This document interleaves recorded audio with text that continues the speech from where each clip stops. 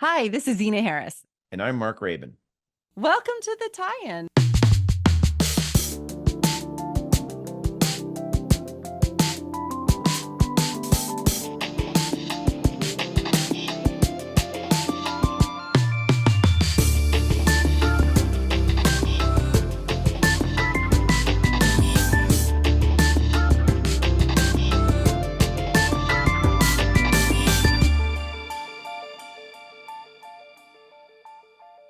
Hey, Zena, we are back and it is September. I know, I can't believe Back to it. school. What happened? What happened to the summer?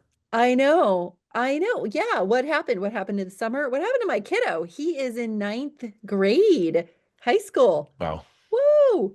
Wow. I know. I know. There So you go.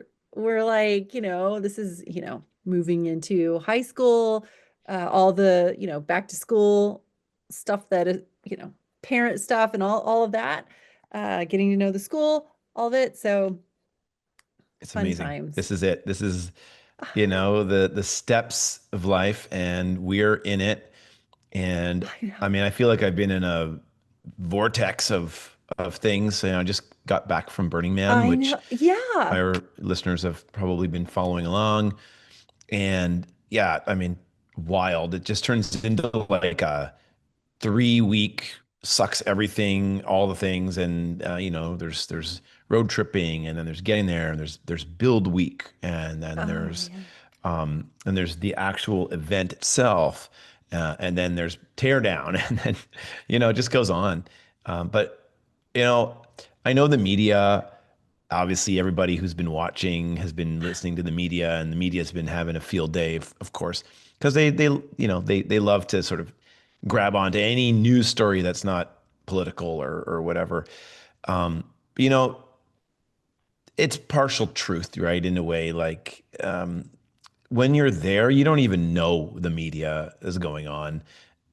And it's just an incredible time, regardless of the rain. Of course, some people waited in line for a long time, which sucks because the playa is a very, very fine alkali dust. And so when it gets wet, it literally just turns into mud. And then that mud cakes onto tires, cakes onto boots. Yeah, it's crazy. And so they just shut down the gate, shut down the roads. So that kind of changes the dynamic a little bit. There was that huge windstorm. So there was definitely like conversation around, the event itself that was happening Mhm. there, but it wasn't like end of days like the media was portraying it to be. Okay. It Not just as changes the sensational. no, it just changes the dynamic of Yeah. the event. Uh-huh. It becomes more local, or you hang out with your campmates, or I mean, there was that huge windstorm, right, and rainstorm that like Okay. knocked down a lot of art camps. I mean, you probably saw the news, like it put the Orgy Dome out of commission, which is so funny. But it kind of probably released that camp to go and do whatever they wanted to do. Uh-huh.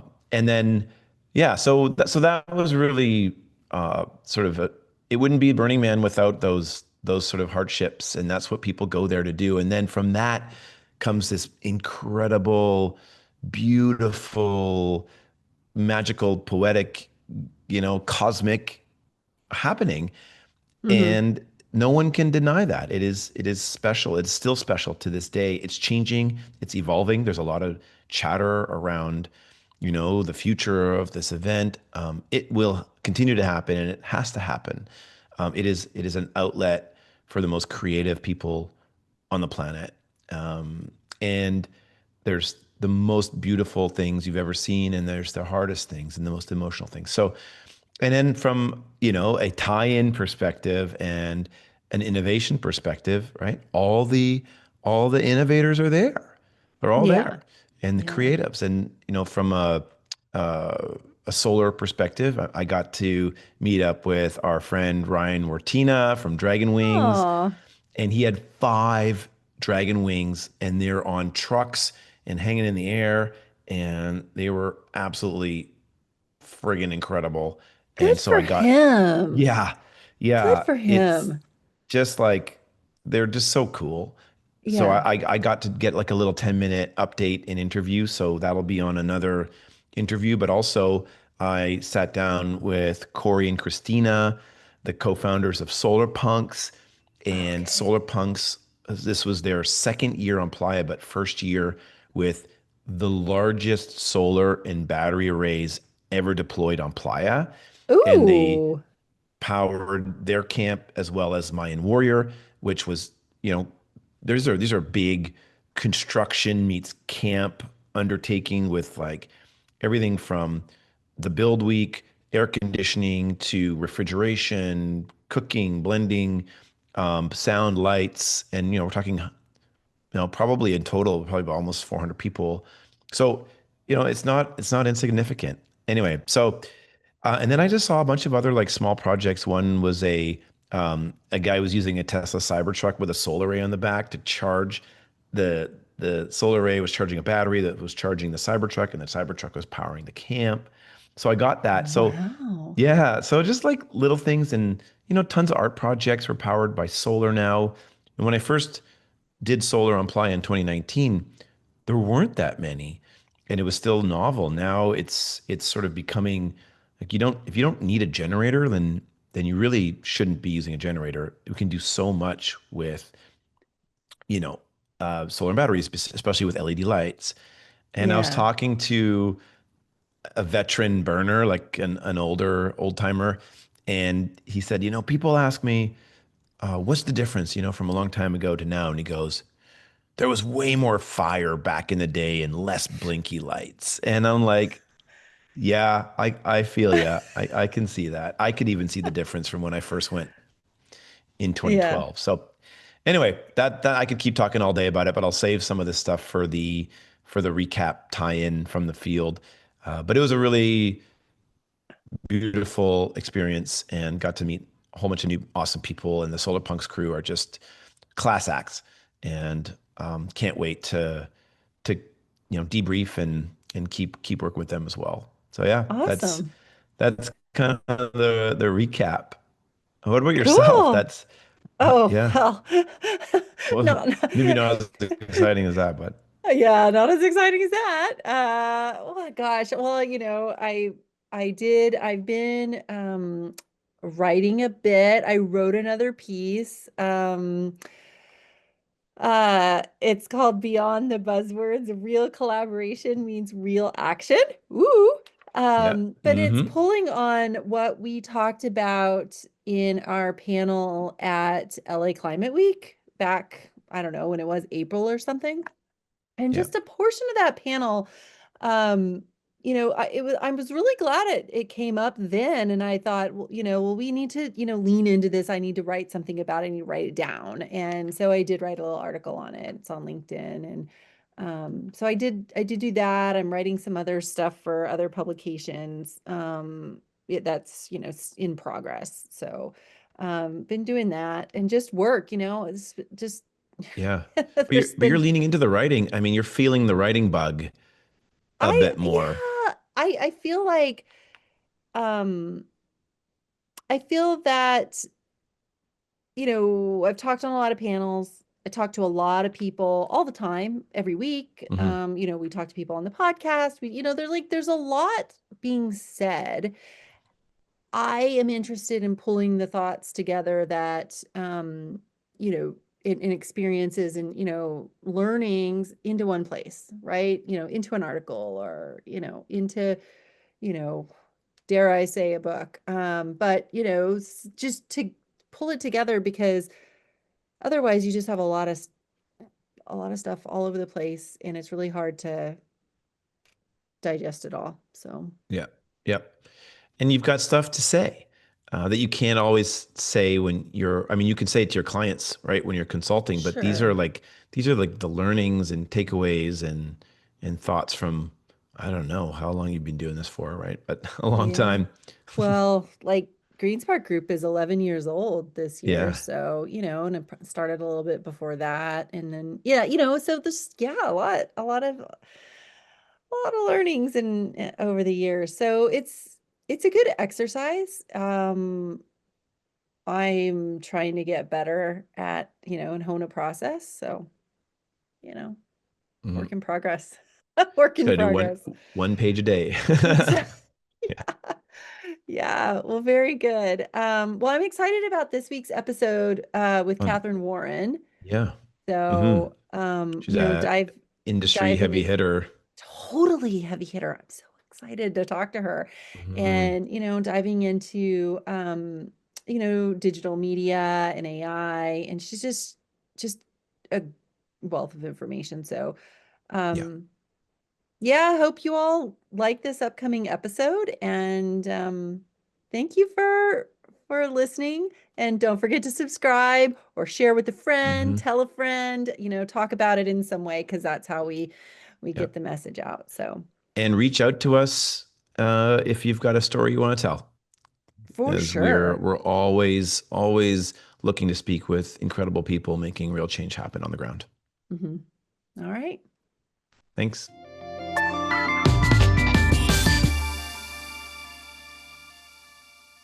Hello, everyone, and welcome to the tie-in. Today, we are talking with Catherine Warren. She is the founder and president of FanTrust, celebrating 25 years. A pioneer in fan building and digital innovation, Catherine has led in digital engagement rights and revenues for international entertainment clients in streaming, TV, film, video games, and esports. A media tech innovator, economic development CEO, and board director, Catherine's leadership has resulted in 8 billion plus in high impact investment into Canada since 2018. She serves as chief executive officer, or she served, sorry, as chief executive officer of Vancouver Economic Commission, as well as CEO of Canada's Centre for Digital Media, and she serves as Canada's representative on the International Emmy Nominating Committee and on the board of the World Summit Awards, a UN flagship program celebrating digital innovations from 182 member nations tied to the Sustainable Development Goals. She also serves as an advisor to the Sustainable Entertainment Society. Wow.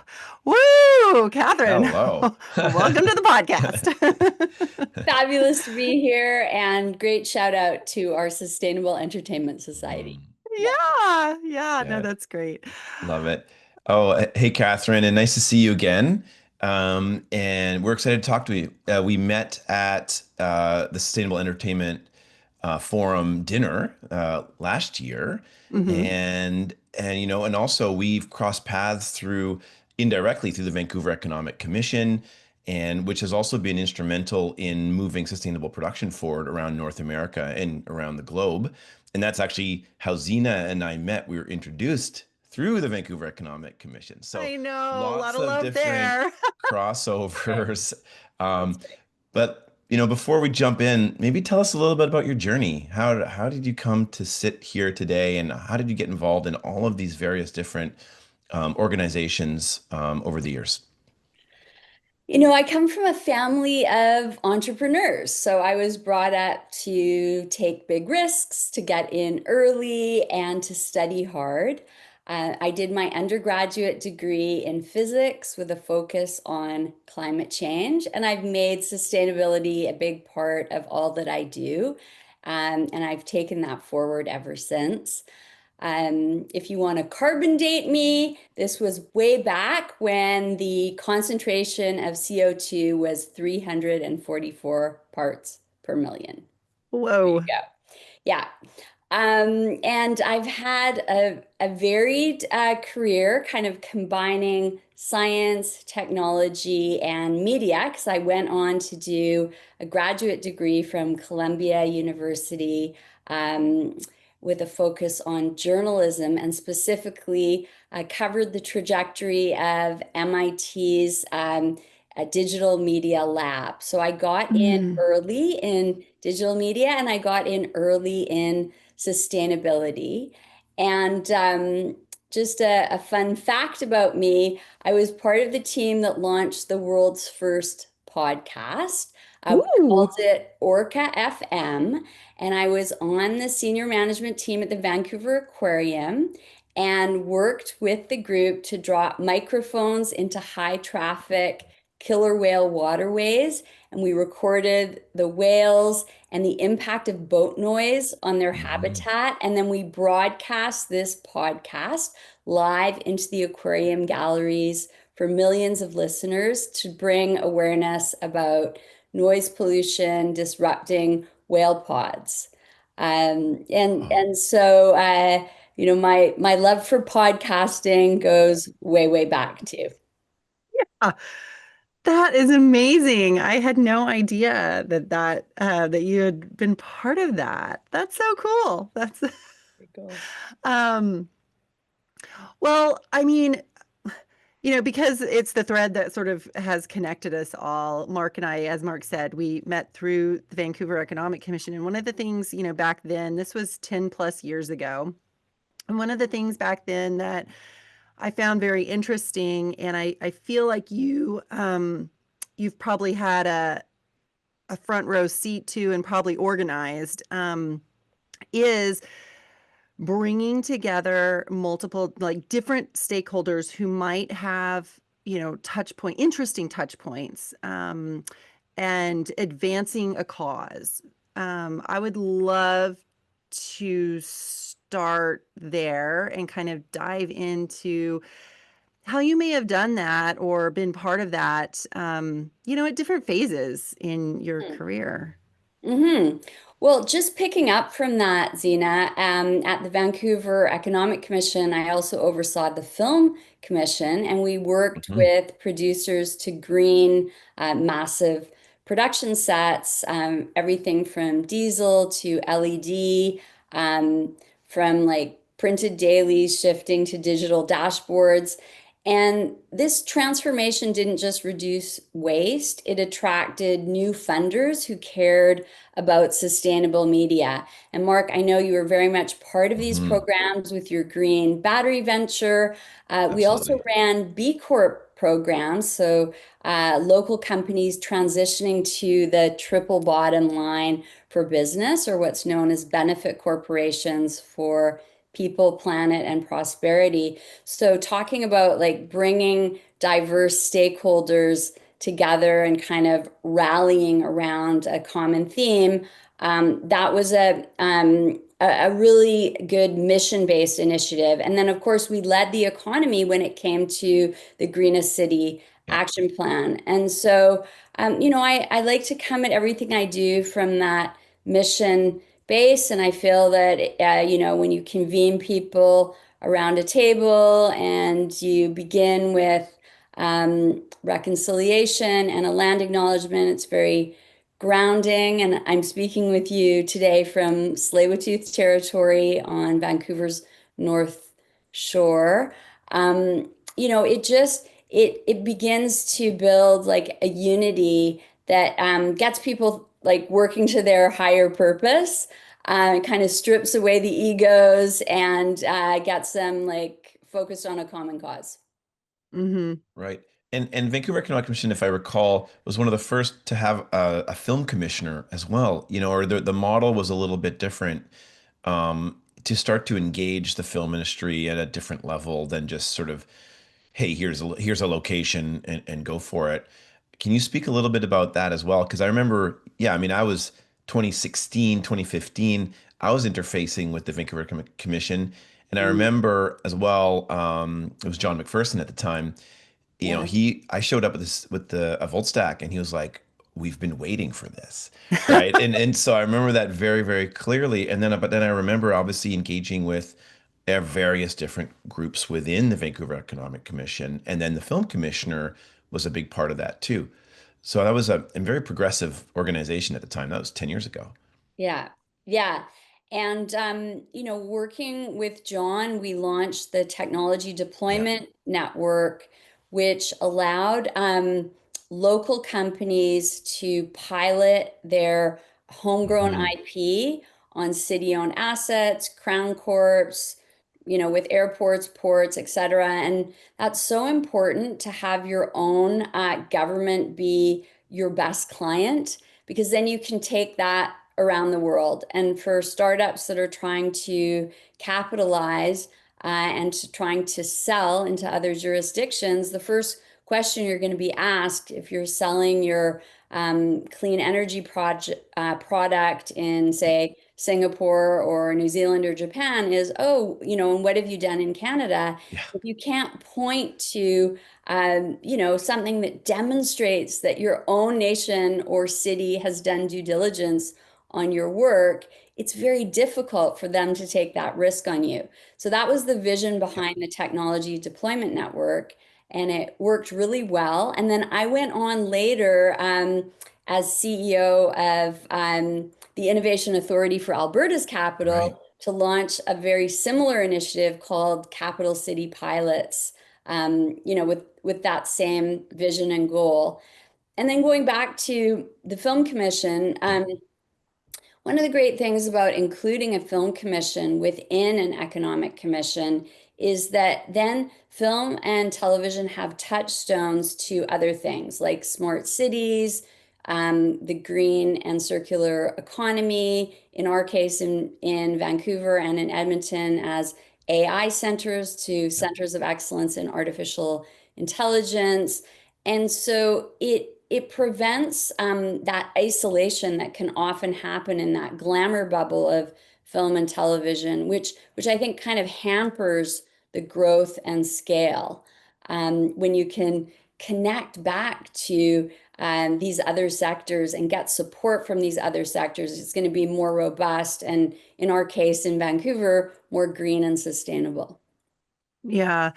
Yeah, it's interesting, because I started in Vancouver as well, similarly, engaged a lot with the Vancouver Economic Commission, and that's how Mark and I met. And, one of the things I've noticed as, I've been working in entertainment over these last 10 plus years is I just haven't seen another jurisdiction that has the same level of, you know, connection, knowledge sharing, stakeholder engagement that I saw the Vancouver Economic Commission providing in partnership with the city and other agencies in and around, the government space.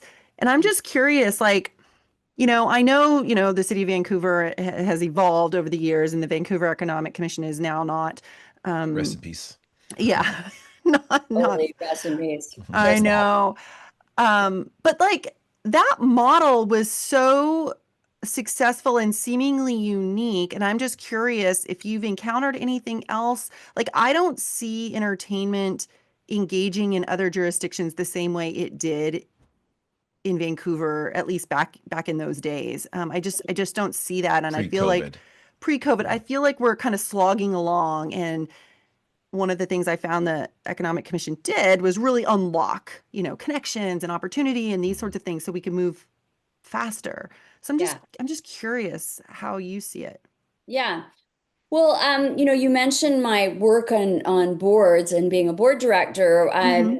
I have served on the board of an organization called Consider Canada's Cities Alliance, and it's the CEOs of all the economic development agencies in the top 12 cities in Canada. And so I really did get to know how these other economic development leaders were integrating things like sustainability, entertainment, artificial intelligence, smart cities technologies and whatnot. And I'm very proud of the integrated approach that Vancouver took, and it really is, world class. And while I was leading VEC, we created the first um, annual plan that was through a sustainability lens. So, um, absolutely all divisions of our economy looked at with that kind of sustainability first approach. And I think we're really the better for it. And it's too bad to lose that. City funded leadership in economic development. That said, this is an opportunity for those of us here and your listeners who are community builders to really get in there, to keep that cross pollination, that inclusive innovation, that interdisciplinary thinking that really keeps cities like Vancouver on the global stage. Hmm. Yeah. Amen to Hmm. that. I mean, we're living in an interdisciplinary world, and I think that we forget that sometimes now, and especially now with the changing political climate. And there's also we're seeing like a redressing of the language that we're using as well around sustainability, around innovation, especially in energy, but also in every sector. Are you, how are you sort of coming to terms with that right now in your all of your other work that you're doing? Because that's something that we talk a lot about on the podcast, and there's no answer, right? I mean, we're still debating what sustainability really means and where we're going with that, but it's something that we talk a lot about, this changing landscape and how do we fit in? Yeah. Yeah.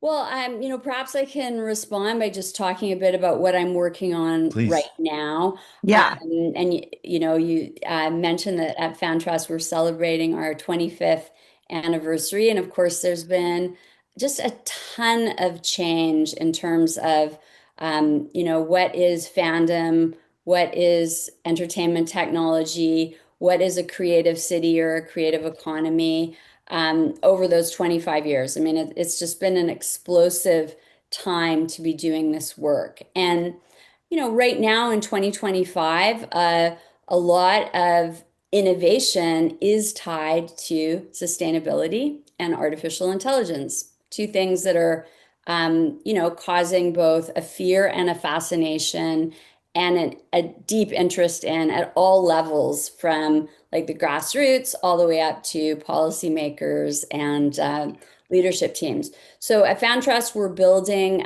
ethical artificial intelligence charters and innovation frameworks for studios, for cities, for cultural institutions, for media funds, in order to scale with ethical technology and media without compromising creativity, employment, or climate goals. So important.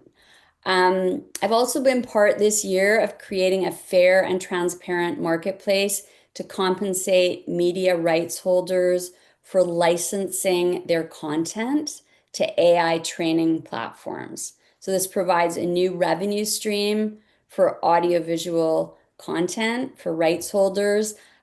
You're probably very familiar with these lawsuits. The New York Times suing OpenAI would be an example of a major media rights holder that has seen its content scraped and stolen to train these large language models.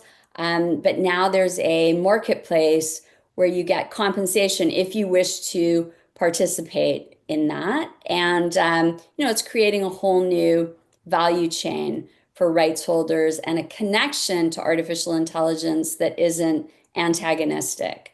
Um, Recently, I raised significant capital from the city of Edmonton to launch an ethical AI fund to accelerate startups that are focused on using AI for good. And then I'm also collaborating with entertainment companies, investors, and universities that are eager to lead in short form vertical drama. This is the fastest growing entertainment sector. It's a scrappy new format. It has huge potential to be among the greenest. Another good reason Mhm. to get on board. So, overall, like my mission is to help creators lead in tech without losing sight of the impact that they can have on people and the planet. Hmm. Right. And also not waiting for the older power structures to rename and redo, right? And that's what I'm hearing. It's like, cool, you guys are caught up in trying to, name whatever that is, but we're already creating the future, Exactly. right? Exactly. It's such a balancing act, right? Because sometimes you can be too early in in a sector. Earlier in my career, I was part of a founding leadership team that built broadcast technology software for large news organizations, 24-hour news channels. And, we worked with companies like CTV and Bell Media and Fox back in the day before they went on the dark side, ABC and others to deliver this cross-platform software. And we eventually grew that company and took it public on the NASDAQ to a $300 million market cap. But one of the profound challenges in that whole experience was it was too early. Everything was education, nothing was sales.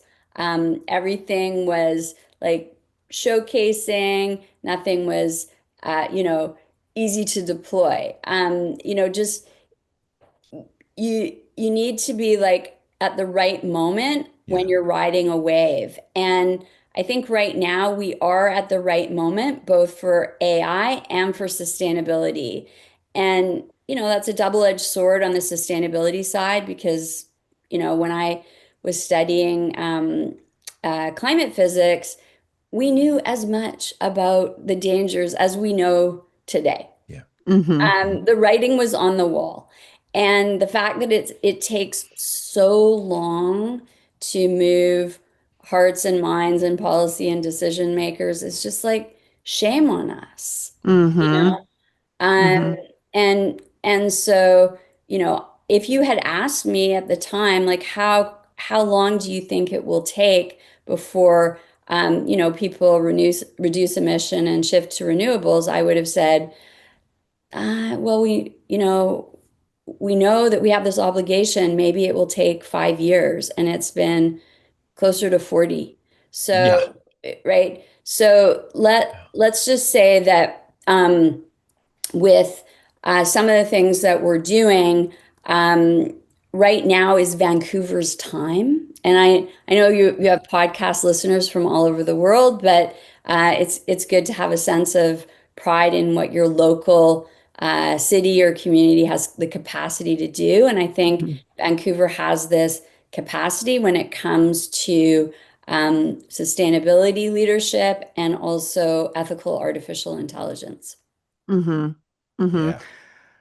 I have several questions, but following that, but I'm curious. You mentioned ethical artificial intelligence, and can you further define what that means, just so we have a clear understanding? I mean, I feel like I think I know, and we've just kind of touched on AI in different ways on the podcast, and people have thoughts and feelings about it and Fears. whatnot and fears.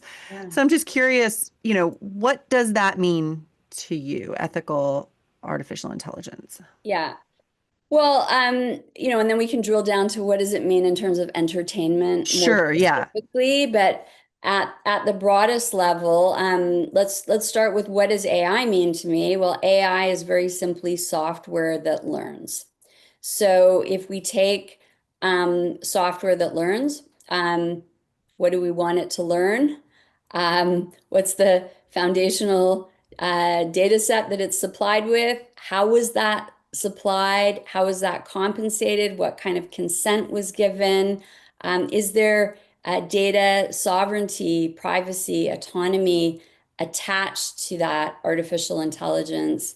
So it's not just about how you use AI and an example of an ethical AI use case might be not replacing humans with artificial intelligence, but upskilling humans to have the proper background and tools that they need to oversee, direct, and deploy with artificial intelligence. So that's one area on the use side, but just in terms of the building of these AI models, there needs to be like ethics from the get-go. And we're at a really interesting time now. We have these large language models that, quite frankly, have not been built ethically from inception. We know there's bias in the machine. We've heard terrible stories about wrongful identities and data theft and all kinds of breakdowns in how they were built. So now we're kind of like backing up and trying to build them more ethically and responsibly through things like compensation and consent around the rights. But then I would also add to that, um, we have these classic large language models, like everyone's familiar with ChatGPT, but now we're going to have like hyper vertical agents, like AI for entertainment, agents specifically, or large language models that are built by entertainment companies, not for entertainment companies.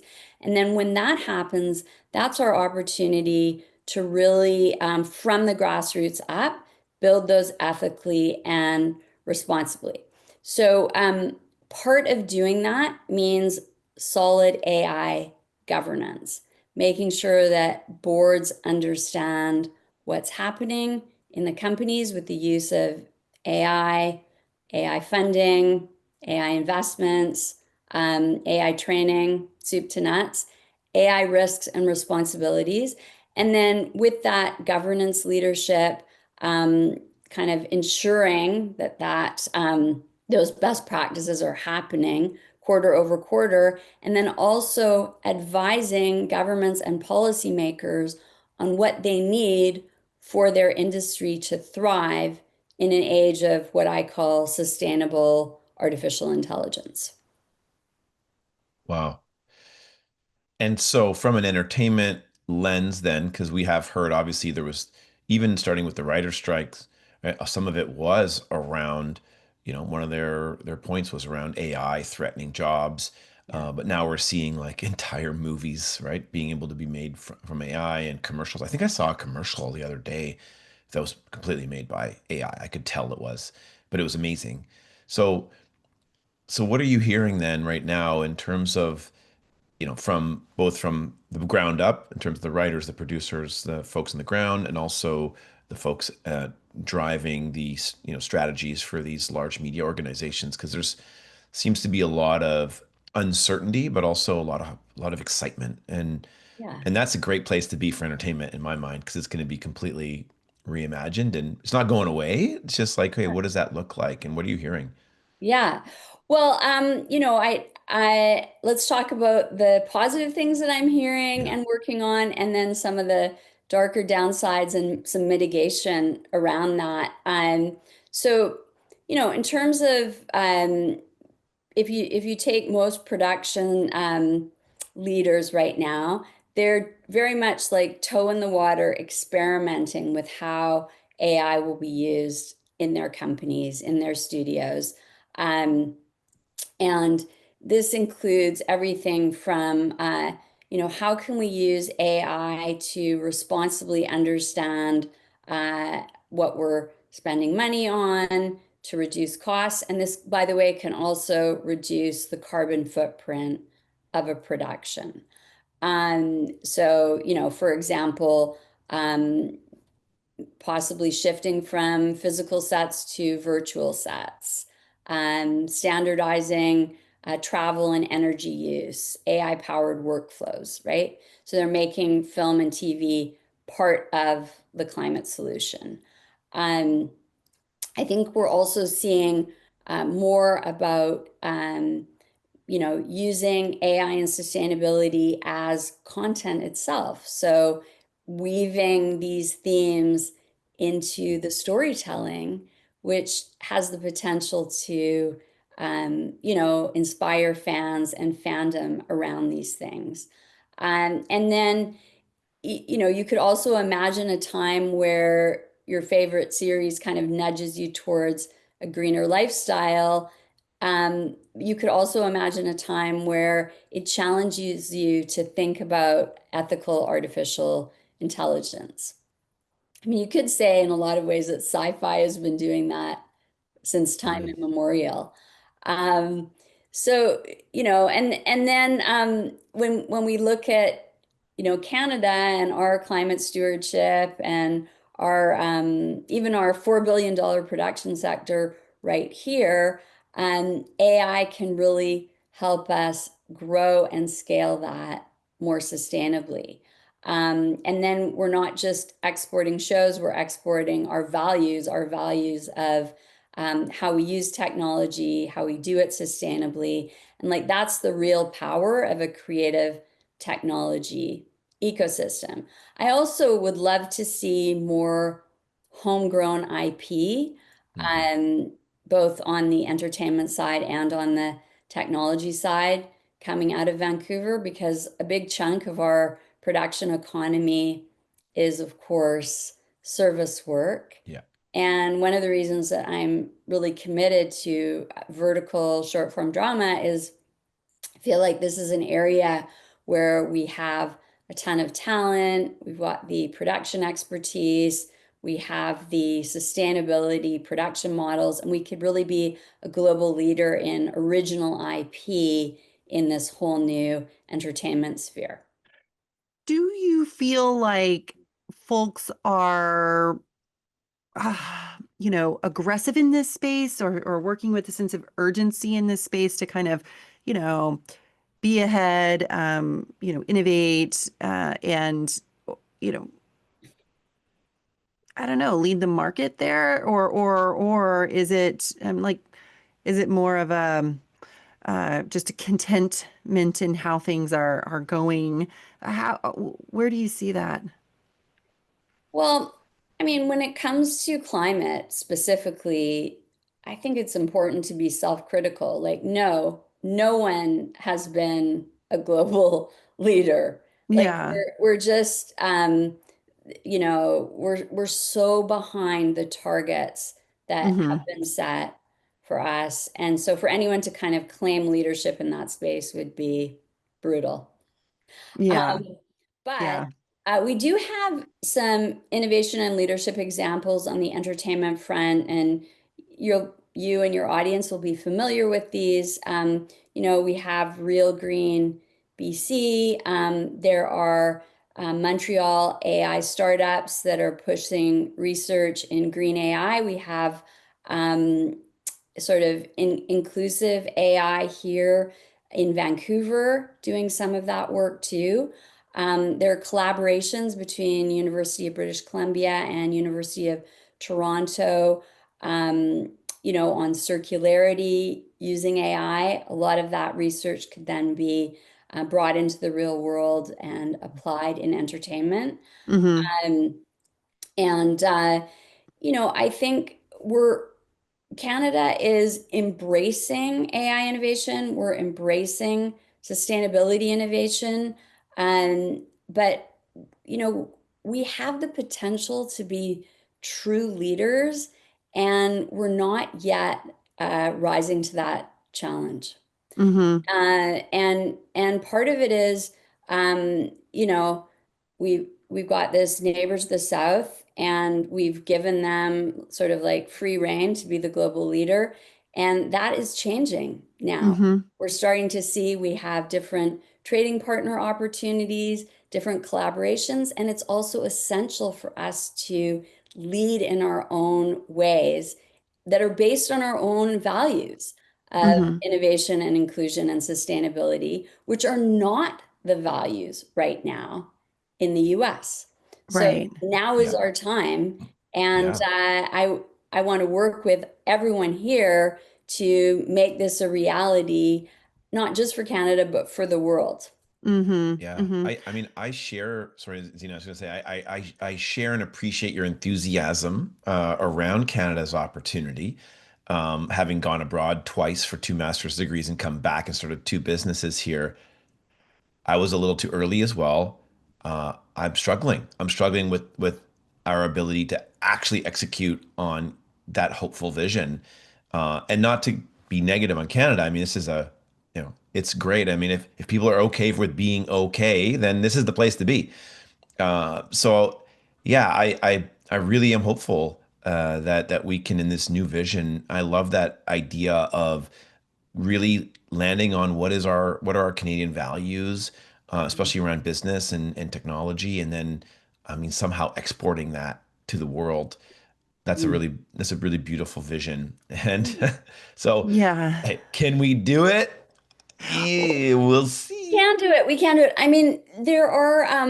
they're tried and true models of how this, I'm just thinking of how this works on Netflix, where, before Netflix, we were not just gobbling up Scandi Noir. No one had ever heard of it. And now, you can't live a TV quarter without watching a favorite Scandinavian show. No one's Yeah. bothered by subtitles. Yes. Very soon, lip dubbing and AI is going to make the Yep. experience that much better with, mouths in sync with voices that are fresh and new. And so, we know that you could do a content deep dive and then export that to the Yep. world. Hmm. Streaming has allowed for that kind of ecosystem to exist. And then K-pop is another example Yeah. on the music side, right? Um, Mhm. and Canada could do so much to showcase ourselves and our unique values of, everything from reconciliation to sustainability to research and development. So, Yeah. now's the time to lean on each other to bring out our weird, quirky Canadiana Yeah. and be loud and Exactly. proud about it. Totally, totally. I Um, mean, I feel yeah. like with the, just level of uncertainty, and I'm talking, when I'm talking about entertainment, but I guess it could apply broadly, but the level of uncertainty, the reordering, the opportunities with AI, or, and this whole ethical, conversation and implementation. I feel like we're literally at the fork in the road. Like this is the time where we are at the fork in the road. We can wait and see and take that kind of cautious approach Yeah, that's or lean in, go not for it, build the path, right? So I feel like that's where we are.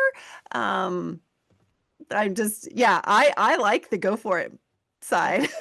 let's go for it. And Let's go for it. yeah, and then kind of looping back to what you said at the beginning, Zena, which is, part of this is in the power of convening and getting momentum from the crowd. And, I see that in terms of like fan building as well. And if we look at, what influencers have been able to do with the ripple effect, and if you're Hmm. positively influencing something, you'll have Hmm. that ripple effect across your, all of your social network audiences. And Canada has this potential to be an influencer at a time when that kind of influencer reciprocity is really important.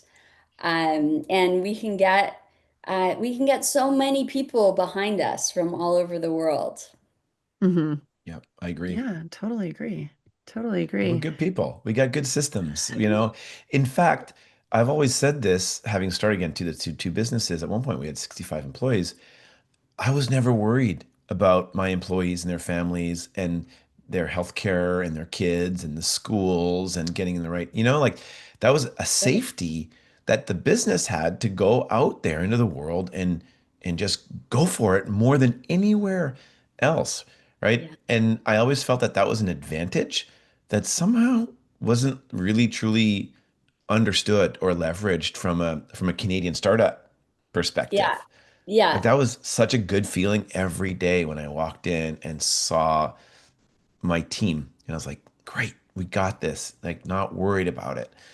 And I Yeah. was like, why wouldn't we leverage that? And there's just the great social programs and yeah, just that safety that people feel in their communities and like to go out there every day and show up and dominate. Yeah. Yeah. I don't know if we have the show up and dominate part. I think we have the show up part. And now, like, we have so many competitive advantages, but we might not have the competitive drive. And I think what has brought that out in us, and this is interesting, but this kind of whole elbows up thing Yeah. is, when you're under attack, you band together and you become very competitive. So maybe this is the kick in the pants that we needed. Yeah. Yeah. Well, I'm curious, with all of this, like what are you working on now? Okay. Well, I feel like I touched on a lot of that already, in terms of the, ethical charters, the Yeah. dramas, some of the investment work that I'm doing, and but you know, I'm still someone who's like really passionate about this trust building. It's in the FanTrust brand, and building trust around these themes of innovation, including sustainability, artificial intelligence, reconciliation, radical inclusion, all of these things. And I think I wouldn't be the person I am if I hadn't come from Canada, and specifically Mm. Western Canada, because a lot of these things are, values that we all hold dear. So I've been fortunate to have lived and worked in many different places in the world, like the US, UK, Western Europe, and just to be home feels really cool. But I'm also being asked by governments elsewhere to kind of come and consult and provide real world models of excellence from Canada that they might take on board. So I'll give you an example. A few months ago, I was brought to New Zealand by the Ministry of Social Development there. To do consultations up and down the whole country, both islands, focused on inclusive innovation. And some of the themes that we touched on are things that we've talked about on our podcast today.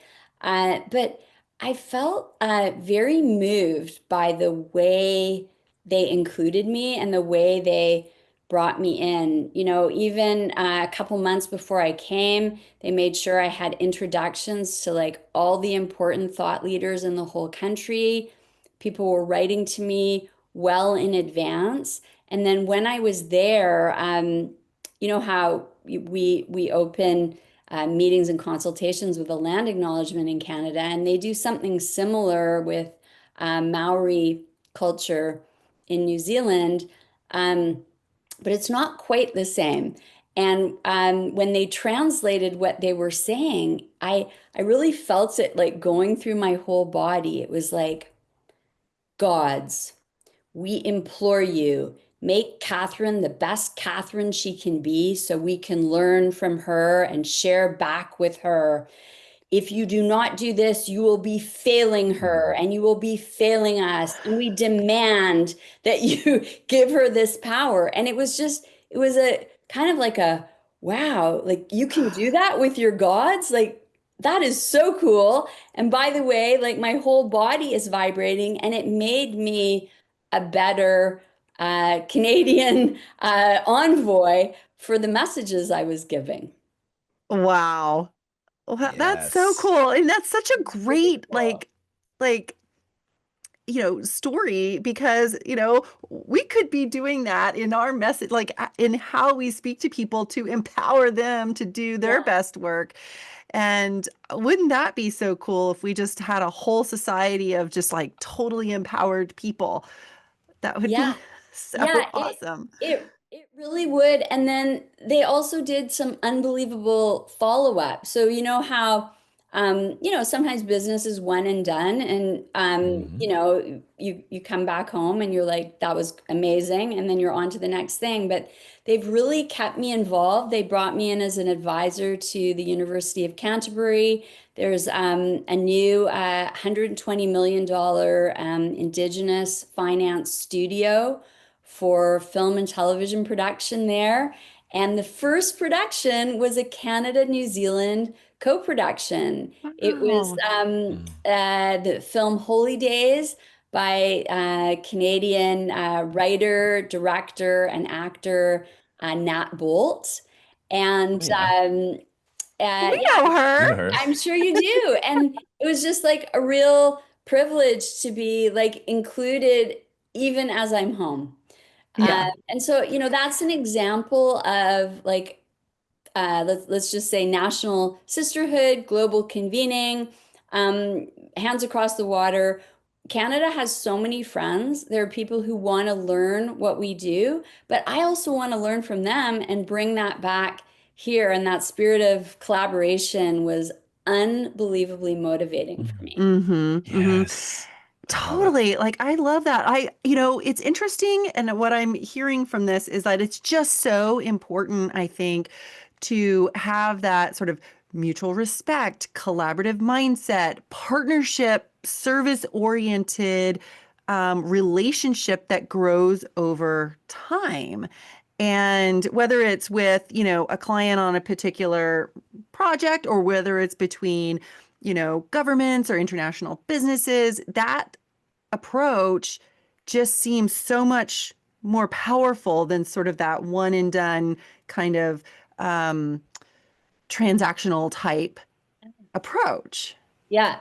And especially because, we're in an era of like the swipe or ghosting or, Mhm. it's very easy to get hyped about something and then ignore someone. Like, and so to have this continuity of care in business and in government and in policy is that's a kind of leadership and something that we can all aspire to have and to bring Mm-hmm. into the work that we do and to treat people as you know long-term partners, not fly by night colleagues. So there's a lot of learning here for all of us and certainly for me.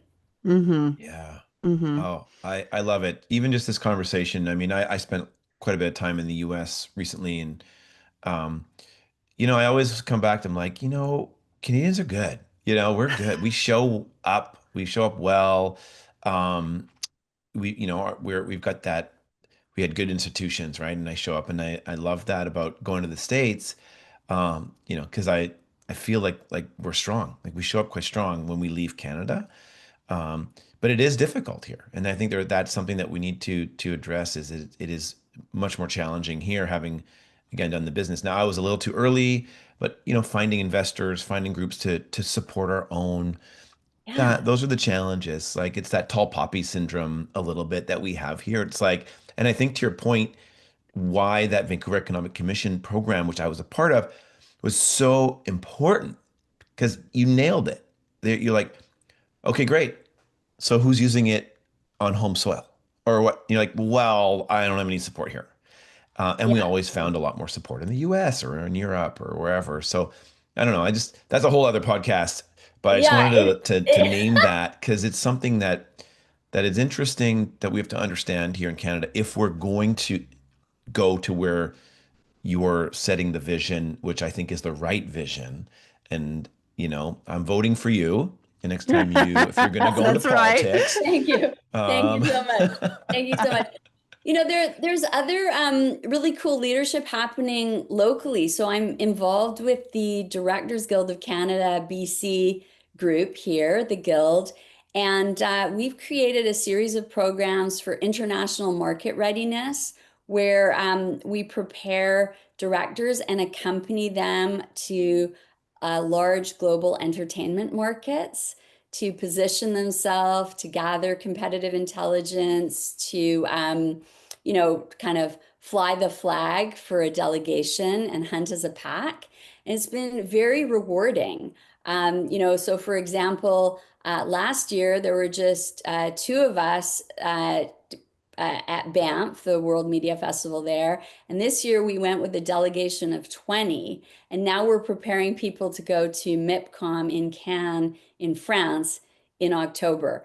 And so, this is all part of taking our talent, both above the line, below the line, but just taking talent outside of Canada and shining a bright spotlight on what we can do and bringing Yeah. some of that, yeah, cool energy and cool hard cash back to Vancouver. Mm-hmm. Mm-hmm. yeah, that's important. That's so important. Get out there, you show your stuff, show what you can do. It's so great. Thank you for doing that. Thank you for, spearheading all of the work that you've been, and all the people and it's really been a movement over that I've been paying attention the last 10, 12 years in Canada. So I know you've been a large part of all of it. So thank you. Much. Thank you. Um, well, as we wrap up, where can folks find you? I guess the best thing to do is to seek me out on LinkedIn. I'd be very happy to connect, to support you, to connect you to other people. I would love that. And then, of course, through fantrust.com. Awesome. Awesome. Love And it. then just one more question for you because I am super curious. We can keep it short if you want, but um, Mark and I ask almost all of our guests this question, so I'm really curious to hear your answer. But if you were to create just a new playbook of guiding principles of how we, might approach sustainability, for example, or maybe entertainment broadly, what would be first on your list? Hmm. Um, I would say, sustainability isn't a department, it's not a silo, it's really a decision-making framework. So when it comes to entertainment, like every choice on set, pre-green light, all the way through to post-production or in any kind of tech adoption needs to align with Hmm. this green movement and long-term impact. So I would just encourage everyone, if you have a job description, make sure sustainability is in it. If you don't have one, if you're an entrepreneur, if you're a gig worker, if you're a solopreneur, put that in for yourself. I remember about 15 years ago, I made a commitment to myself, which was I would never take a stage or hold a microphone where I did not mention sustainability. Whatever the topic was, that was going to be part of what I wanted to talk about. And we all have that power to use our voice however we want to use it, regardless of what the question is. Hmm. Hmm. Here, here. Yeah. Yeah. All right, Amen. everyone. Thank you so much. That's Go great. forth, everyone, and do connect. I'd be very Yeah. happy to be part of your community. That's awesome. Thank you so Awesome. much for Thank you so joining much. us. Thank you so much. Our designer is Aaliyah Kane. Music is by Peter Chapman. Social media is by Picnic Social.